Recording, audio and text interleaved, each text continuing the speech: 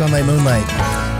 Ryan Havers, Dom Dorman. I'm so excited for today's program because I fucking love ice cream.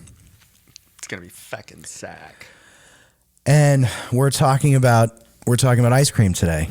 We're talking with Miss Mona Makes Ice Cream.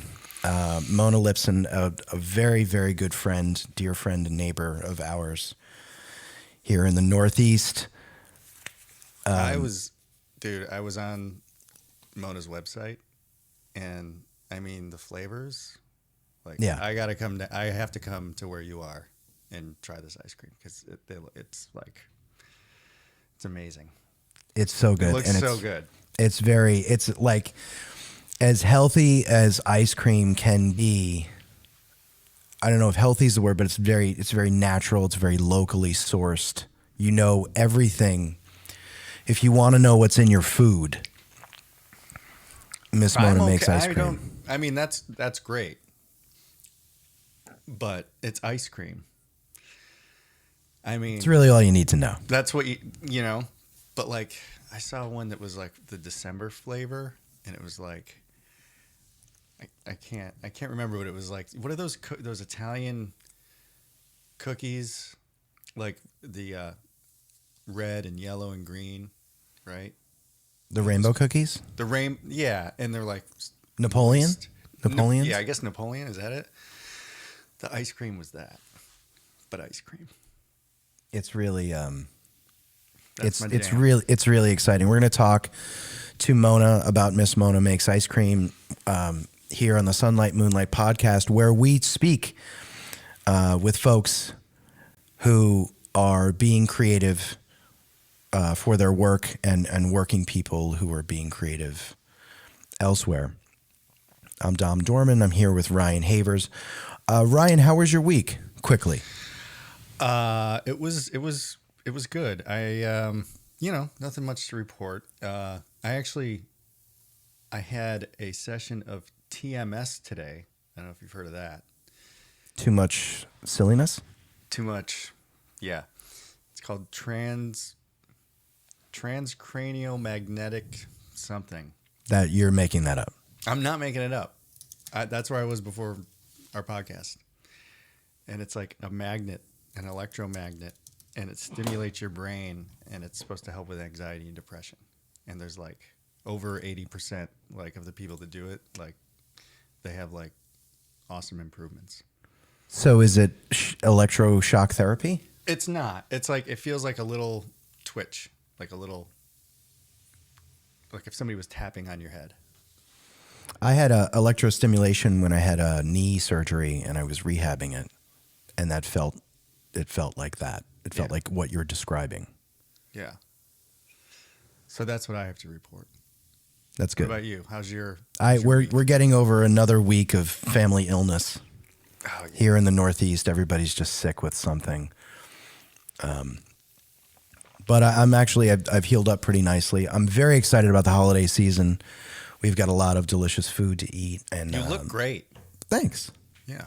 Thanks. You look good too. Thank you.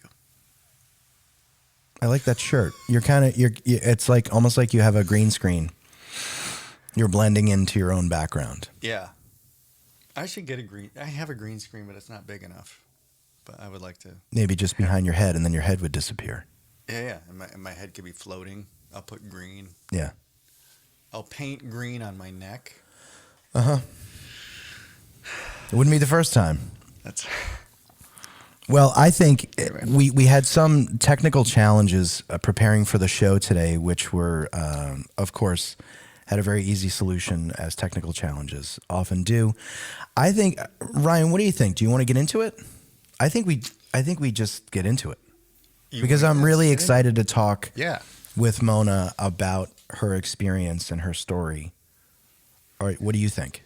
Yeah, I think so. And I think I want to point out also, it's not just what I gather from what I've read about Mona. It's not just the ice cream, but she's been able to merge her love of making ice cream with social justice and activism her love of activism. So yeah, let's get into it. I'm excited. Yeah, and I think it's a great fit too, because yes, we've with Ryan and I both being musicians, of course we've focused.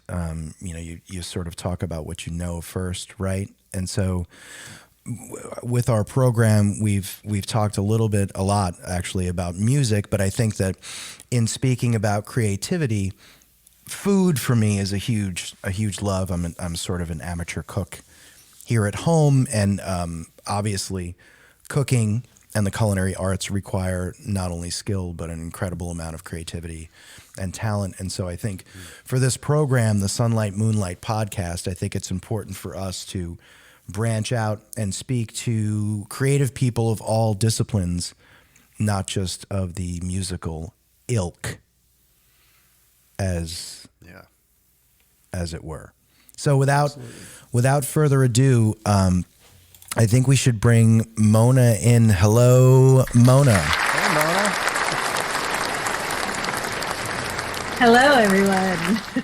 It's so great to have you here on the program. Mona Lipson from Miss Mona Makes Ice Cream. Mona, do you want to maybe do a quick intro and talk about your jam? Well, I don't make jam, nor do I jam, but I do put jam in my ice cream. It's lovely to be here. Thank you so much. Riveting radio. Do we still call it radio? Sure. Broadcasting. We Sure. can call it broadcasting. Yes. Well, it's a pleasure to be here representing the culinary arts. I actually always like to say, when people ask me if I like cooking or baking, I always say I do, but I like the arts and craft element to it. So I always try to actually pick recipes or projects that have more of that creative element rather than just dumping all the ingredients, throwing it in the oven, and then seeing what comes out there. I like the tinkering and the craftiness of it. So you're spot on. But ice cream. So I've always had, obviously, like many people, quite a love of ice cream. Brings so much joy to my life. And back in 2017, I was gifted a ice cream bowl that attaches to your KitchenAid mixer. And I think, unlike most people that probably get excited after the holidays, they use all their new gifts once or twice, and then they sort of go back into a cabinet and never to be seen again. The ice cream bowl never went into a cabinet. It was pretty much in use full time until 2020. And when 2020 happened and we all went into lockdown, I knew that I was going to need to make ice cream for therapeutic reasons. So it also has that element. So the arts and crafts and the crafty and the creative element, but also the therapeutic and mental health benefits of ice cream and making the ice cream. But my freezer was full. I couldn't make any more ice cream without actually emptying out some of the ice cream. And with us being in lockdown, I wasn't quite sure how to do that. Normally I would bring it to work or people would come over. So I decided that first weekend of lockdown, I was going to pack my car with ice cream. There was no traffic in the Brooklyn area where I was living at the time. And I dropped off ice cream to friends and family, no contact. And I snapped a picture and I put it on Instagram. And the next thing I knew, random people on Instagram were asking me for ice cream. And so this became a new tradition every weekend of lockdown, picking a few random people, some friends, some family, neighbors, and dropping off ice cream. And one thing led to another. And I started meeting other people who were doing similar things. And so I would come home empty of ice cream, but full of hauls of stuff that people were giving me. So cookies and brownies and plants and cocktails. And I didn't know what to do with all these things. So then I just said, well, I can put these brownies and these cookies in the ice cream. And so then they became more coordinated and elaborate ice cream swaps where I would show up with ice cream and then we would, have planned out a certain swap.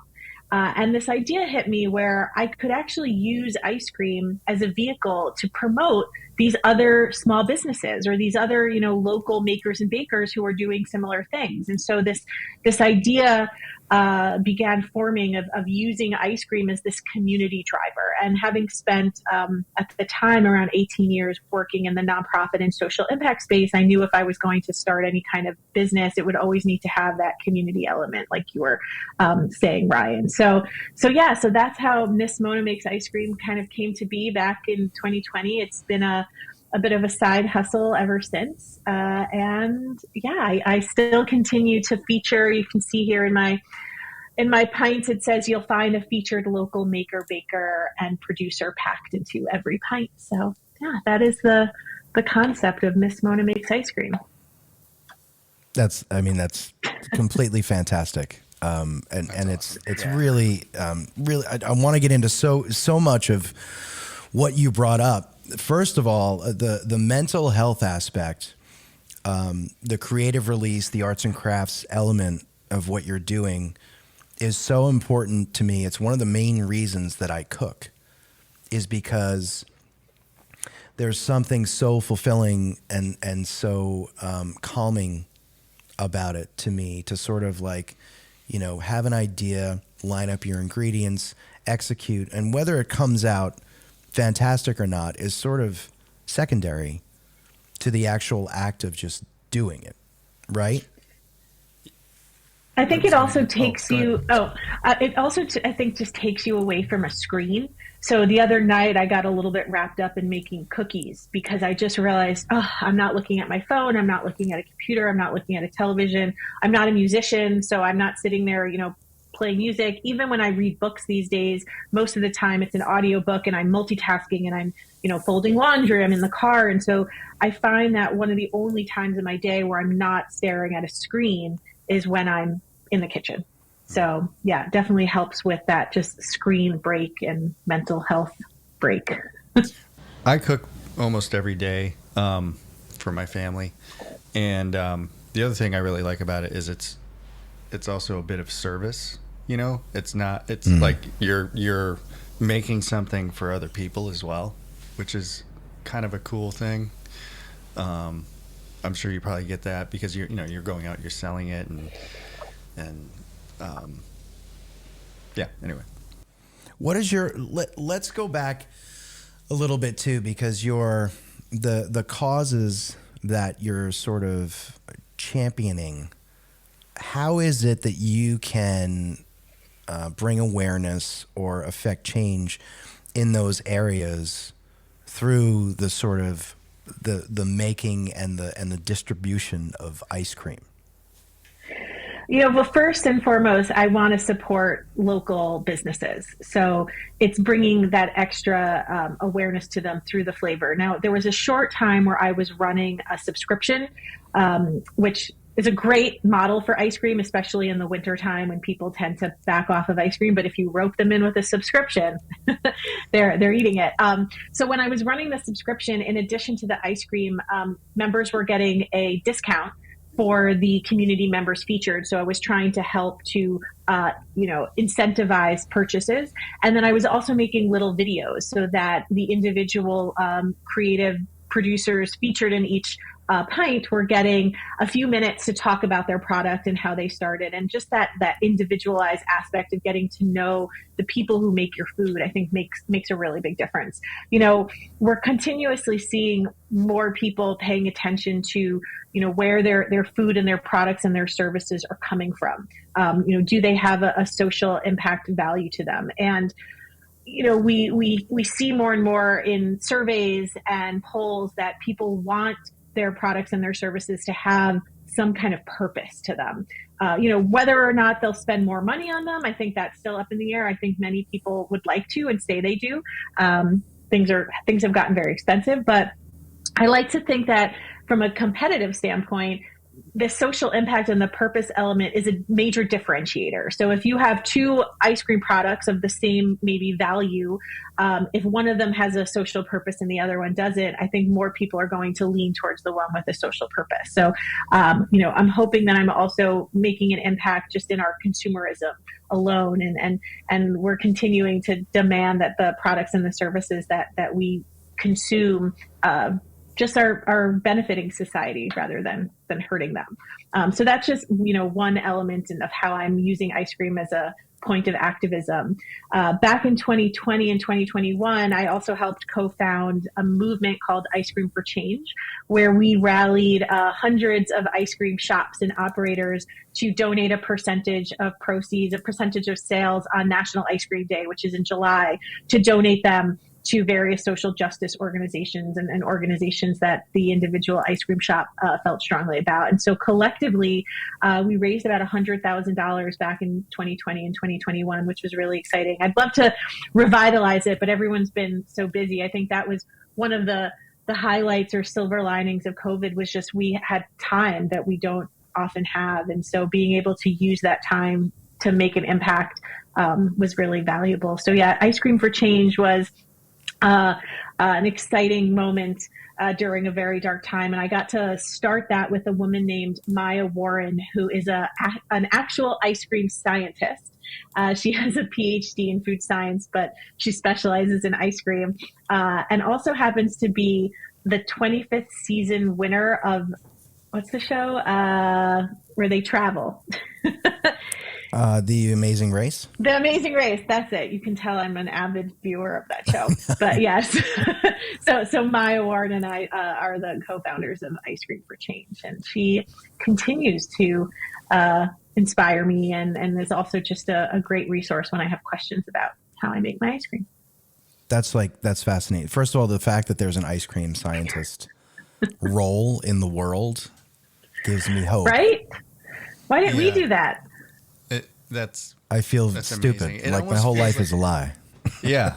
Yeah. Like I almost feel like that's like if I were to ask my kids what they want to be, I want to be an ice cream scientist, you know? Like I'm not to like belittle it or anything, but it almost sounds made up.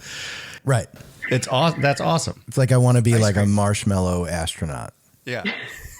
I've seen her dissertation too. It's like this thick. It's all about the melting points of ice cream. It's very fascinating. She's a chemist, but so those are some of the ways in which I use ice cream to try to make the world a slightly better place while also just filling our bellies with delicious, yummy treats.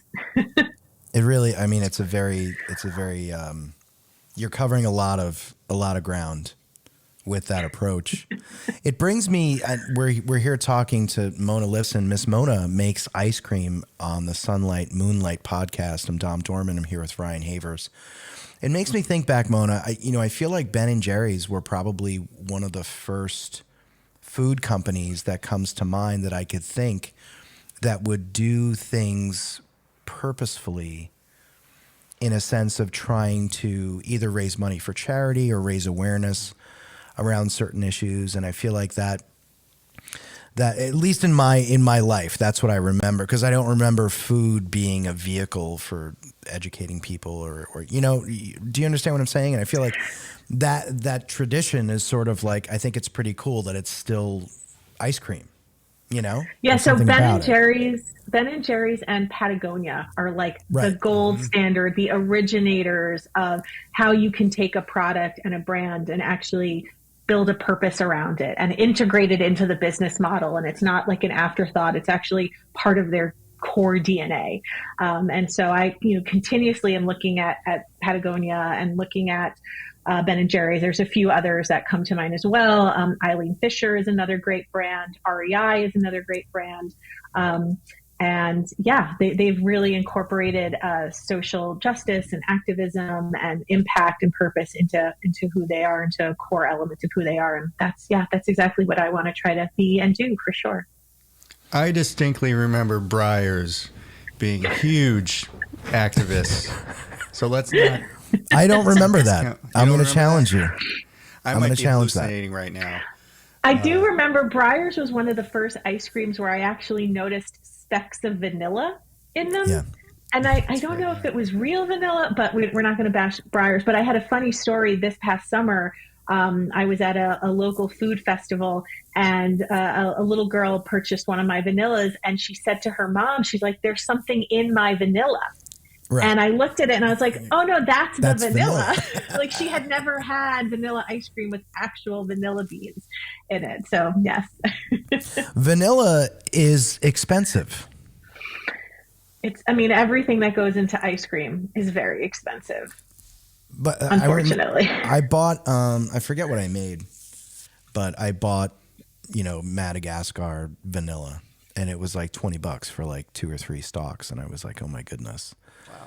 But Ina Garten famously has her own vanilla and she it's basically a gigantic jar of vodka, and she puts her own vanilla beans in it, and she's had the same jar, I think, for like over 30 years.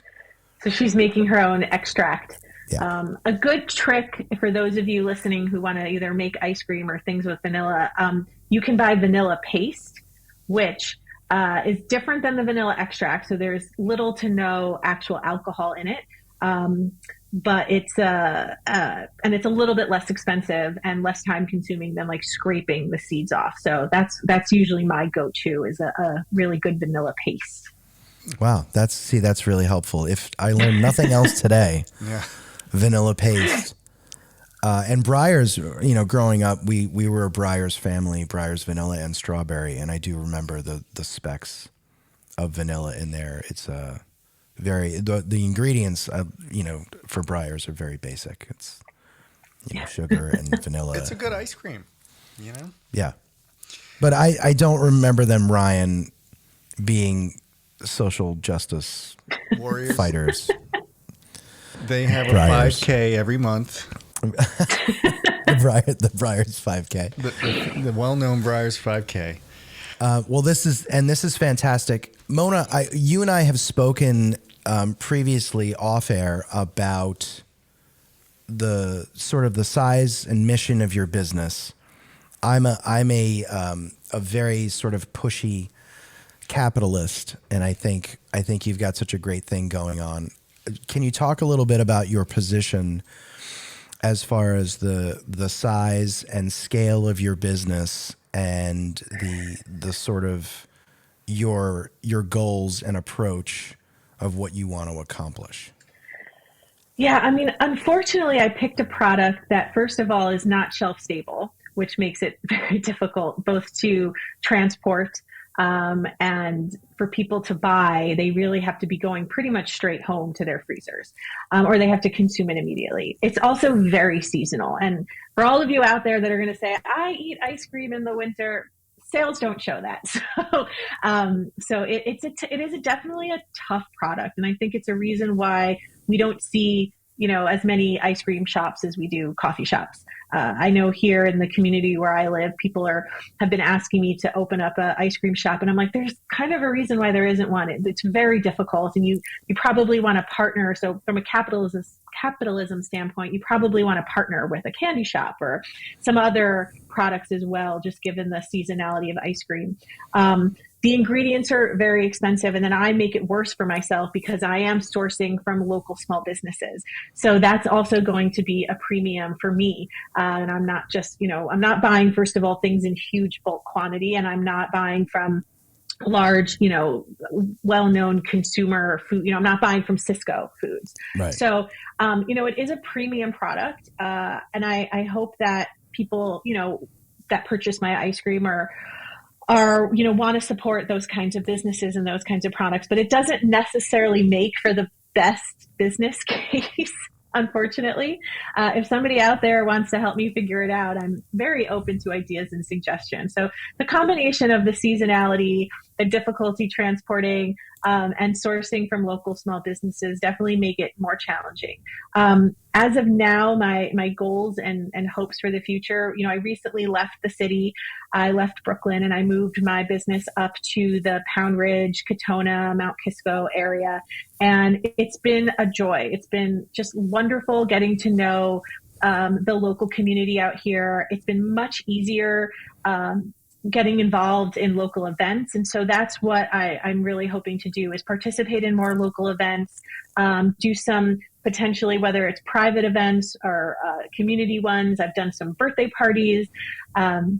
I think that's really what I'm looking to do. We're going to take a little bit of a break over the winter to do some testing, try some new flavors, maybe build out some fun ice cream merch, and diversify my product line a little bit. But being up here in a smaller New York community has been a really welcome change to the business, and I'm embracing it. And so that's what I see the future in store, you know, what the future has in store for Miss Mona Makes Ice Cream. And I have a very cute little ice cream cart that has a lovely umbrella with fringe. And so that's what I show up in when I do events and local opportunities. It is very cool, and we're so happy to have you up here. We were, Mona and I have known each other for a while now, and we are sort of, towny neighbors, and we frequent the same places. And Mona has her workshop, kitchen, and storage facility here in the town where I live, and so it is a very sort of familial, local feel to what you're doing, and I think it's just great. So this is knowing that you called it yourself a side hustle. We talked about scale and the seasonality and the local sort of nature of it. How do you manage having a full-time job that is not ice cream based, is not as delicious as your sort of side hustle? How do you manage, time-wise and your focus and your energies? How do you manage that with a full-time job that is not ice cream based? So if I'm being totally honest, usually my answer is I don't have kids. And so ice cream is a child. That'll do and it. I probably spend the same amount of money on this business as most people spend on daycare and childcare also.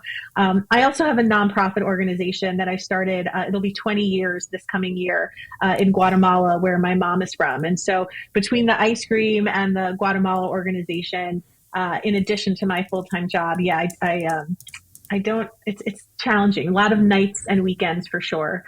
It helps that our upcoming trip to Guatemala for this nonprofit is in April. So during the slow ice cream season, I can focus on the nonprofit, and then that'll be winding down April, May, and I'll pick back up the ice cream on nights and weekends. But there's a lot of nights where I'm in the kitchen and I'm thinking, why am I doing this? Like I could be, out with friends. I could be sleeping.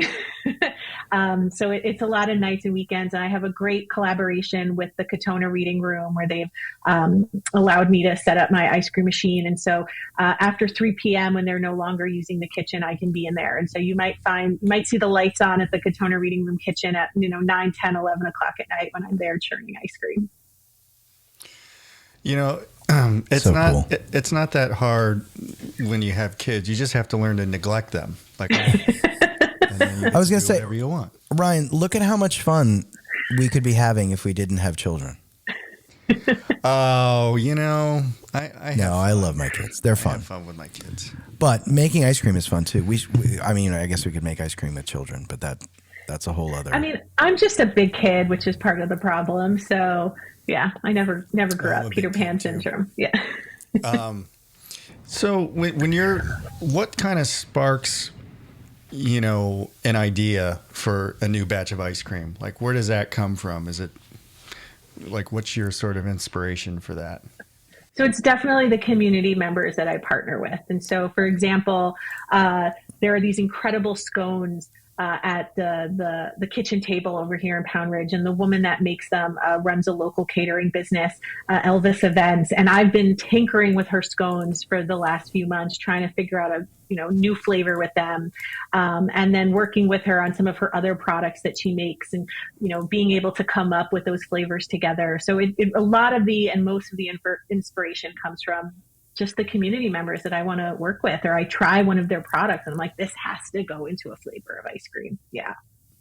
And if you had to pick, I have a few questions, but like, if you had to pick, do you have a favorite Miss Mona flavor? I was waiting for that question. It's like asking, course. like, who's your favorite child? Ryan. Well, But you have a easily, favorite child, yeah. The other one, no, I'm kidding. So oddly enough, I tend to be, I have a sweet tooth and I love sweets, but I actually really like my more savory flavors more. So I make a basil with pistachio brittle from a great small business called Brittle and Beyond. And that basil flavor is one of my favorites. I do a sweet corn flavor. I sourced the corn from a local farm this year in Stamford, and I mixed that with a jalapeno jam from a business called the Jam Stam. That was one of my favorites. And then I've done a variety of goat cheese flavors. with different fruits, cookies, and that's also been up there. This year I did a goat cheese with an apple cinnamon mandel bread from a local business called Sparks Kitchen that also has a deeper social impact purpose to them. So yeah. Sparks Kitchen, not Sparks Steakhouse. Right. Yes. Big difference. Where famous mob boss, I can't remember. Paul Castellano. Paul Castellano got murdered. I just Was want to gunned down. No murder. No murder. Gunned down in cold blood on the east side of Manhattan.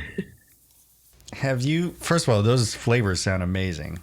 They're so like, God. I'm gonna get down there sometime after the holiday. Well, I probably should mention how people can get the ice cream. That might be important. And so right now, if you go to missmonamakesicecream.com, you can sign up for my email list, and you'll be alerted when I'm doing events. You'll also be alerted when I'm doing a local drop. So most of my purchases are done as like a pre-purchase and pickup. So the best way to get my ice cream is to really sign up at missmonamakesicecream.com, and you'll get all of the updates of where I'm going to be and when ice cream is available. And also, you should follow me on Instagram, which is at Miss Mona Makes Ice Cream, because lots of updates on there too. I have already done that. I have already followed you. Yay! I'm following you on Insta. All right.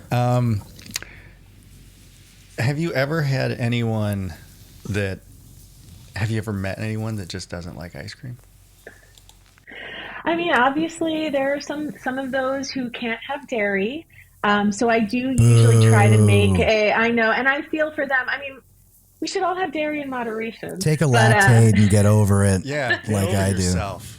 Jeez. I do make fruit sorbets. So I haven't really explored the non-dairy world. The problem with non-dairy ice cream is you just end up having to add a lot of extra stabilizers and emulsifiers. And what you said, Dom, at the beginning of the call, like that the conversation, you want to know what's in your ice cream. And so those non-dairy flavors have a lot of extra. They really turn into a science experiment. So I tend to stay away, and I'll just really work on some really delicious fruit sorbets. I've done a sorbet raspberry cilantro that I thought was really special. I even had cilantro haters taste it, and they liked it. So I'm a cilantro in moderation person. I don't dislike cilantro, but I think it's overused sometimes, and I think, like, especially in South American or Mexican cooking, it's like this catch-all where it's like just throw a bunch of cilantro in there. That is not a fan of that. I can take in moderation. What about does gelato have dairy in it? So gelato is more milk-based, so less cream, more milk. Okay. That's one of the biggest differences of gelato. The way it's churned is a little bit differently too. So you need a machine that has a gelato setting, and then obviously it's stored in a slightly different temperature, right? It's a little bit softer. It's not as cold. So there's a slight different elements between gelato and ice cream. But one of the biggest ones, it has a lower fat content, so less cream, more milk. Do you make gelato? No, my recipe is a pretty high fat content, so a lot of cream. It's about 16% fat. Yeah. But it's like, I mean, if you're gonna do it, like, it's ice cream. Yeah. Right. Yeah, it's just a different like texture and mouthfeel. Gelato is still very, very creamy. It's just the components are a little bit different. It's delicious. I love gelato. Who doesn't love gelato? Who doesn't? I love gelato. Back in the day when I used to, tip the bottle. Oh. I remember those days. Yeah, you remember. I found a company that made wine ice cream. Have you ever done anything like that? So I have.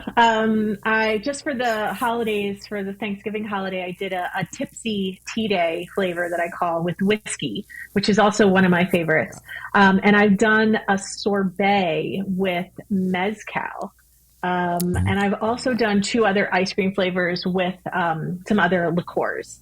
So I haven't done wine, but I've done different alcohols and liqueurs. Quite delicious. It does change the melting point of the ice cream, right? Because alcohol freezes at a different temperature. So ice cream really is a science. Sure. And I've tried to educate myself as much as possible. I have a stack of ice cream textbooks, actually, believe it or not. So sometimes you have to change the ratios when you're making ice cream with alcohol. Otherwise, it doesn't freeze at all, and it's just a soupy mess.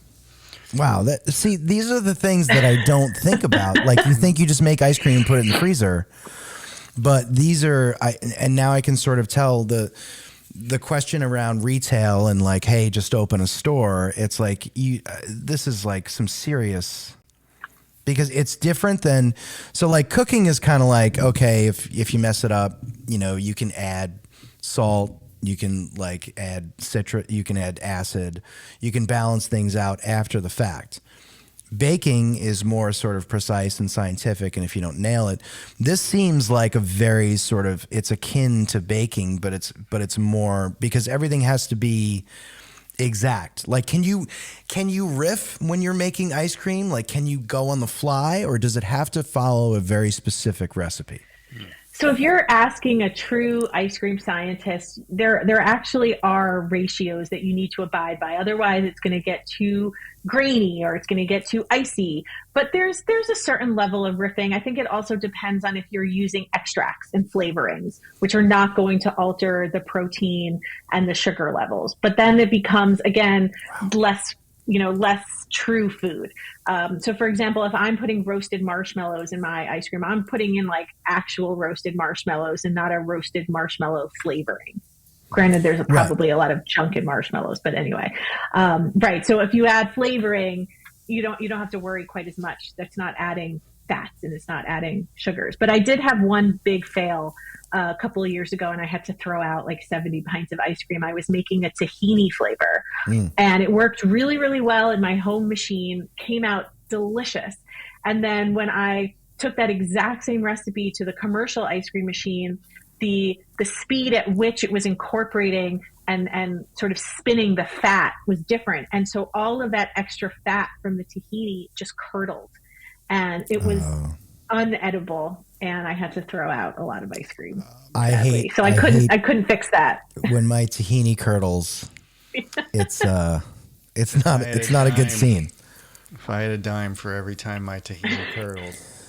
Tahini that is could be a pureed, good name of a band. It's pureed sesame seeds, line? right? Yes, it's kind of like peanut butter. Yeah. But instead of peanuts, it's sesame. Yeah, I think that could be a good name of a band. If I had tahini curdling. Tahini curdles? Yeah. Tahini curdles. Tahini curdles. That could be our band name.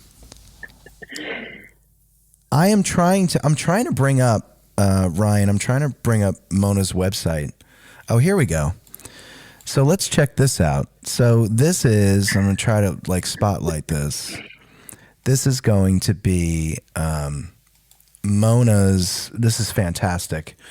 So this is Mona's, the cutest little ice cream cart ever, right? And the best. This is what you bring, Mona. This is what you bring to the festivals and the fairs and stuff like that. That, along with about 4 other coolers. Doesn't fit as much ice cream as I would like, but it works. That's right. That's right. And then we've got some of your, the record review. When you're in the record review, Mona, you've made it. This is our local town paper here. And I just wanted to show some clips here. Sorry for my scrolling. But look at how amazing this ice cream looks. Like that, I just want it. And these fantastic flavors that you've come up with. Do you take requests ever, Mona? Yeah, so I do birthday cakes, which will be based on, customized flavors. And for the right price, we can do some custom pints. But normally then you have to buy at least 3 pints that gets made in a serving. You did scroll past probably one of the most impactful ice cream moments I've had. I'd love to share that if you have another moment. Let me get it back. Way to go, Dom. Sorry, guys. Okay. But it was, we talked about this being my side hustle. And so last January, I was unfortunately a part of a third round of layoffs.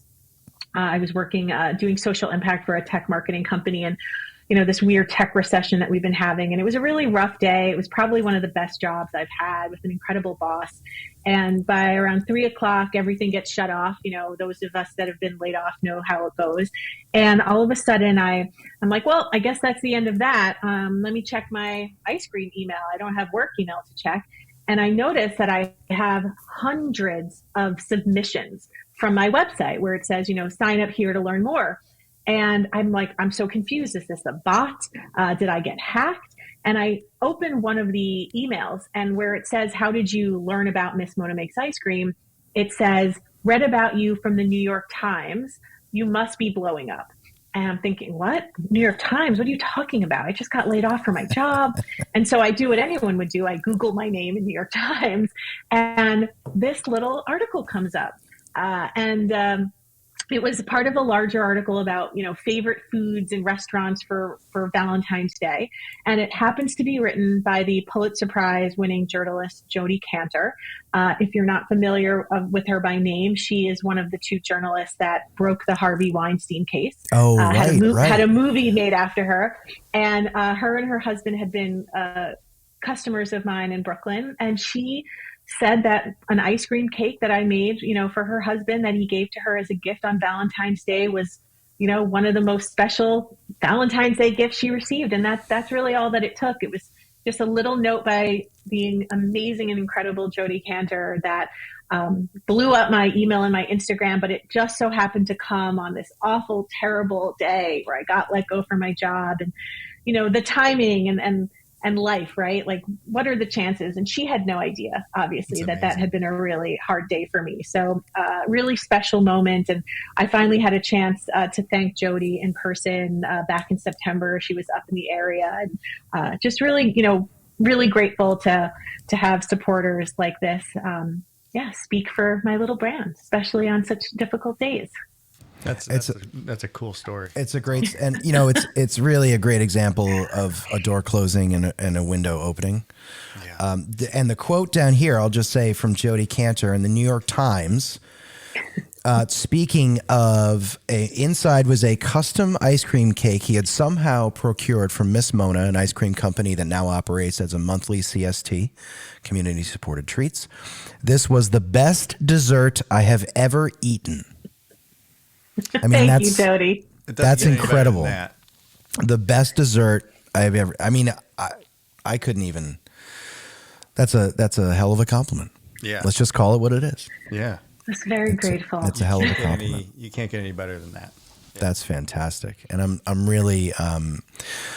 The ice creams are extremely fantastic. The textures of the ones that I have had, that you've either gifted me or that I have purchased in a sort of public event, food truck event. The textures and the flavors, of course, are extremely good, but the textures really stand out to me. They taste like homemade in a sense of like, not like half-assed. I don't want to say you say homemade. It's like, oh, here's a homemade burger that's like not a Pat LaFrida burger, but this is like, I made this myself, like a house burger. It's not like that. It's more of like, you can tell it's made with care and intent, and very high quality ingredients. Well, this is the issue, is when you try small batch ice cream, it's hard to go back. And this is, again, is part of the issue with scaling an ice cream business, because you really do lose that quality when you go to a co-packer, or when you try to scale. So I think if you're out there and you have a small local ice cream shop, frequent them, buy from them. It's not an easy business. Help keep them alive, especially in the winter time. I'm gonna go around the country and sell. I'm gonna be like the Willy Loman of your business. I'll put the foot in the door. You Johnny have to try Appleseed? this ice cream. I'm gonna need some refrigeration. Bring me a spoon. Get A the big man spoon. I'm going to show you something. I have a flavor, by the way. If we could do like a blueberry pie with like a hot wings and like a baked beans, just think about it. Well, it's not that crazy. I have done a barbecue sauce flavor with camembert cheese and candied bacon. Oh my god. So anything is possible. I would eat that. Wow. I would eat that. That's called the cardiologist, right? That's what we're going to call that one. It also had, Cardiologist a special. very specific audience liked that ice cream. I would say so. This is fantastic. We're here on the Sunlight Moonlight podcast. We're talking with Mona Lipson, who is Miss Mona Makes Ice Cream. For all of this information and anything you want to learn about Mona and her craft, go to missmonamakesicecream.com. Congrats on landing the .com. It's not a .net. It's not a .biz. This is the real thing. missmonamakesicecream.com. I am Dom Dorman. We're here with Ryan Havers. Mona, at this point in the program, we move on to a couple of different segments. One of which is a newer segment that we've introduced over the last couple of episodes. And I want you to be a part of it. Sometimes we do this in front of the guests, and sometimes it's just Ryan and I. But today I want you to be here for this because we're basically family. You're not a stranger. And so this is the part of the program, and I have my timer ready to go. This is the part of the program where Ryan and I fight for 1 minute. So, and and Ryan, don't bring Mona into this No, I won't. because we like Mona. I won't bring Mona into it. I will bring ice cream into it, but not Mona. All right, so I'm starting the timer in 3, 2, 1, and it's fight. Okay. If you were to come up with an ice cream flavor, it would be stupid, I'm sure. And nobody would like it. I bet you've never even made ice cream I've made ice because you cream. can't.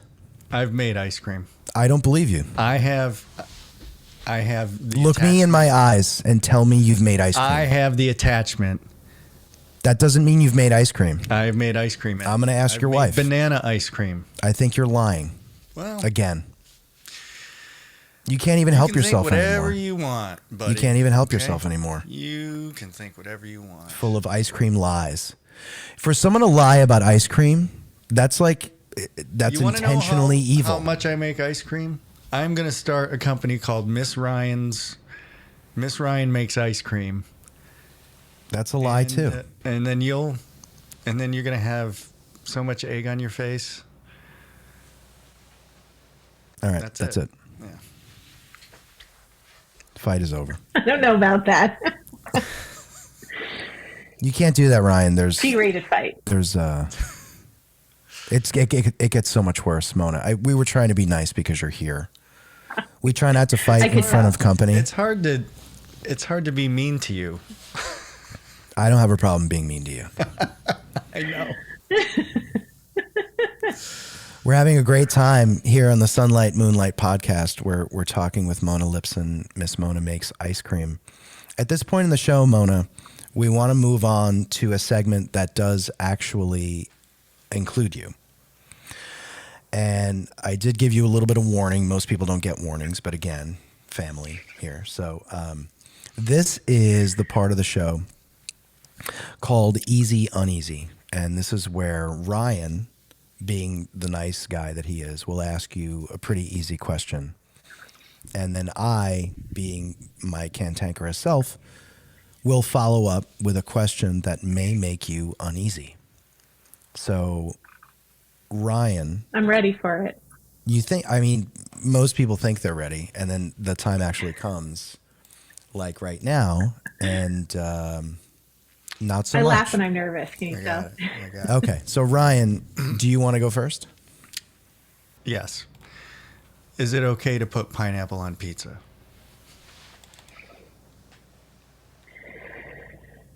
You think that's an easy question?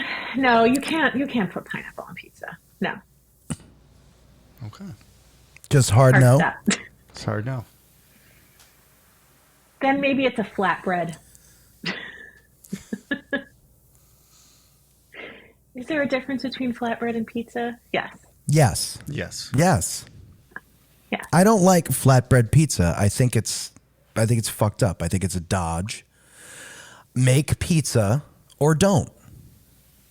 Don't give me something that somebody would make if they almost have the ingredients for pizza, but still really want pizza. Listen, you can put pineapple on pizza. You can eat the pineapple on the pizza. I'll eat it. I would eat it. I'm not going to say no, but it's not my go-to. What is your follow-up? Not easy or uneasy. What is your go-to? By the way, your partner has a ridiculous habit around pizza that I will talk about in a second. We're here to talk about you. What is your go-to pizza? What's your favorite pizza? I love a good mushroom slice. That's probably my go-to. Straight up, just mushrooms, and that's it. Yeah, I mean, as you were mentioning, my partner, he loves meat on the pizza. So normally, if we're going to share, it has to be like a mushroom and a meat, whether it's sausage or a meatball. But growing up, going to the local like slice shop, it was always a slice of mushroom pizza. Okay, that's my wife's go-to. That's her favorite. Yeah. I will say so. I knew I liked your way. Mona's partner's ridiculous habit is that no matter what pizza he is eating, he immediately, before tasting it, on every slice he eats, he immediately puts on crushed red pepper and grated Parmesan cheese.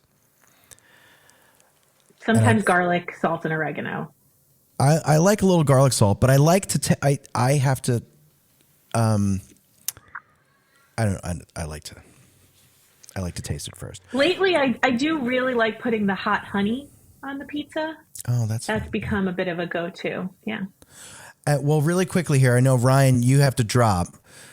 We want to finish up with just a very quick question and answer, an uneasy question. How often do you change your sheets? Oh, not enough. Okay. I don't think any of us do. Ryan, That's not uneasy. Who changes their sheets more than like once or twice a month? That's not the question, though. So here's the real answer. The last time I changed the sheets was about a month ago because the dog threw up in the middle of the night. I hate when that. So happens. I was forced to change them a month ago. So you kind of do have kids. I have a dog. They throw up. Ryan, any final thoughts here on the Sunlight Moonlight podcast with Miss Mona? Mona, I can't wait to try your ice cream. I signed up, so I'll get the updates. And thank you so much for being on. Thank you so much, Mona. We had such a great time. And I can't wait to taste more of your ice cream. Until next time, MissMonaMakesIceCream.com. I am Dom Dorman. That is Ryan Havers over there. And this is the Sunlight Moonlight podcast. Take care, folks. Take care.